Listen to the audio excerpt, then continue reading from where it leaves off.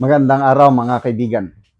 Bigyan natin ng reaction, opinion itong post ni Professor Malo Tikia. Isinite niya ang opinion o concurring opinion ni Supreme Court Justice Rodel Salameda doon sa desisyon ng Supreme Court tungkol sa forthwith na termino sa Constitution. Na hindi ibig sabihin pala yun is kaagad-agad simulan ng Senado ang impeachment trial. It takes several time. Basahin ko itong opinion ha.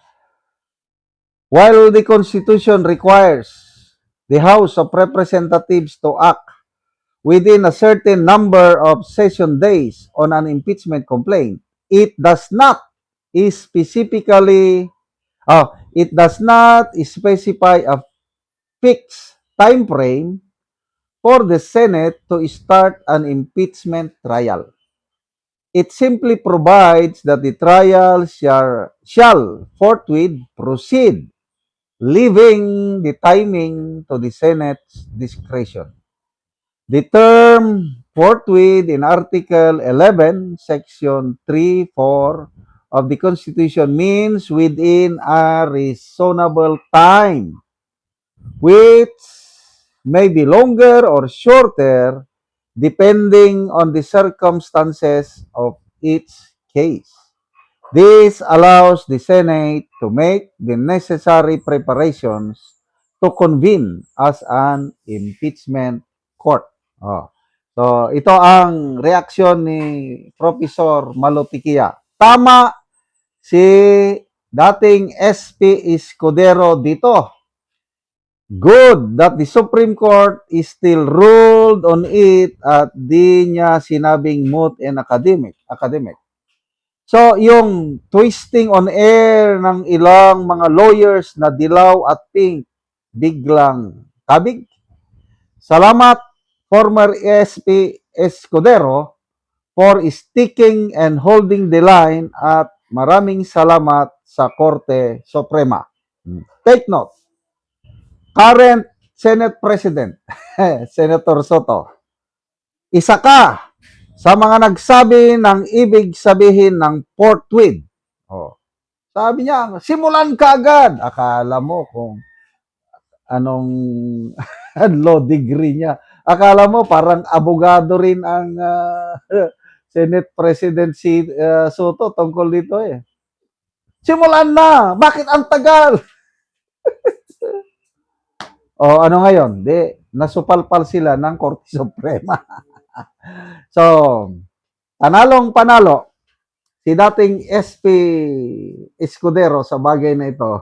Samantalang si SP Soto, I don't know kung anong tingin nyo. Lalo lang, naha-highlight ang kanyang paging bulaga.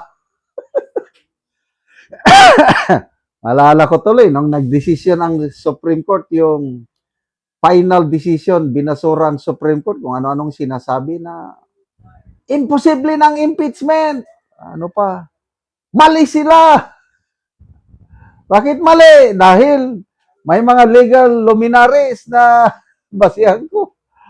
Not counted na yung mga legal luminaries na kahit retired na Supreme Court justices. Wala na yan. Ang mahalaga ngayon ay ang opinion ng mga nakaupong maestrado. Ganyan talaga yan, magkakaiba ang opinion. Kaya next time, matuto naman kayo na gumalang na sa Korte Suprema yung nakaupo hindi yung na-retired.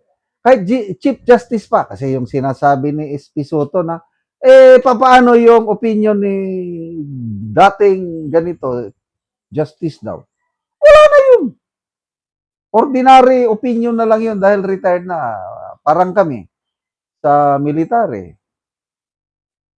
Retired na ako. Wala na. Kahit nga private, nasubukan ko yan nung gera sa Marawi noong 2017. Kahit magpakilala ako na retired general, hindi ako papasukin ng private na gwardiya. I'm sorry sir, ang utos sa amin, walang papasok. Eh, hindi ako nakapasok. Wala nang kapangyarihan ang mga retired. Pwede lang magsalita, kaya lang ang what counts ay yung mga nasa active sa AAP. So, ganyan din dito sa Supreme Court, kung ano ang majority decision ng mga active justices, yun ang dapat masunod. Hindi na yung mga legal luminary ni Soto na yan. Oh, so ngayon, malapit na. Aakyat ang impeachment case ni BP Sara. Ayun, naghahanda na sila sa Senado. Gusto ni SP Soto is everyday. No problem. Everyday. Para tapusin daw. Mas maganda yung everyday.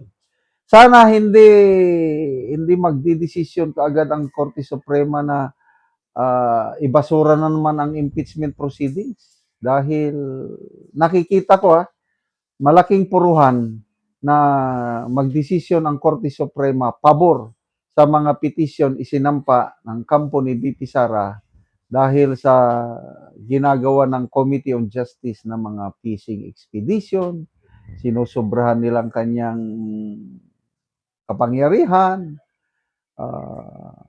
Sana matuloy na ang impeachment trial dahil kailangan matuldukan na ito. Ayoko nang may impeachment na naman na gagawin next year. Dapat next year, eleksyon ng pag-usapan natin.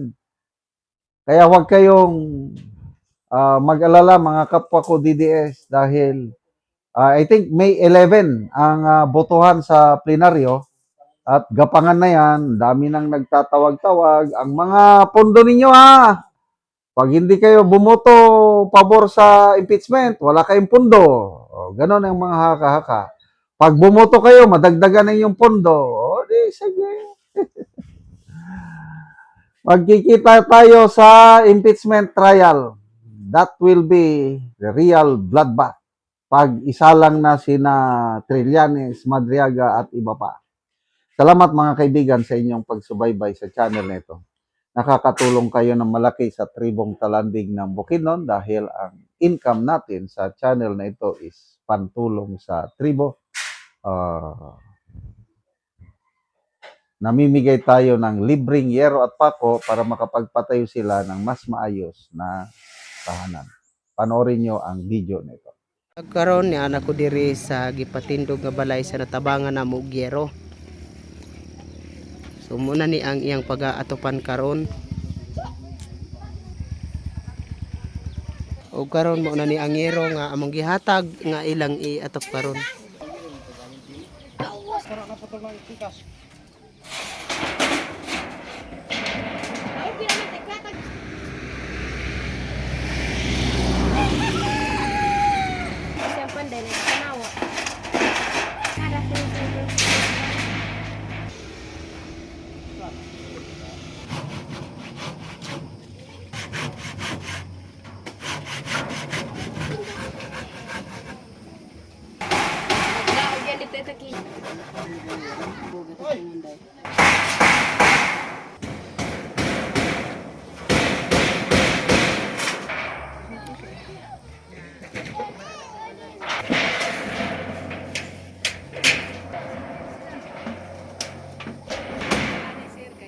Tiyo.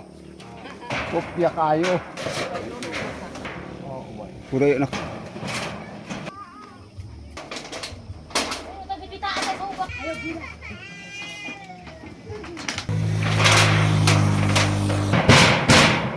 Og karon managid sa pag-atop ang gitabang nga yero. Makita yun nato nga maayo na gyud kay natopan na ang gipatindog nga balay. Tag tanan. Salamat kay sa Ginoo kay tagaan mig sinog langsang. Og salamat po kayo kay dako na kadigtabang sa mua. Nga pamilyado nako. Uy. So kuan ka nang asa man ka karon ka puyo? Nako diri sa kong ungangan. Nakig-ipon lang kag balay. Oo, so karon pagid ka na kabalay. Oo. Kaya mo na ko diri magapuyo na po ko diri sa akong bago nga balay. So bago pa gyud ka. So pila na ka tuig nga nakikipon ka sa imong ugangan? Dugay-dugay mga bulan na po kay balik-balik ba ko diri. So ga wa na gyud dugay-dugay na gyud. Oh, Oo, so salamat kaayo. salamat.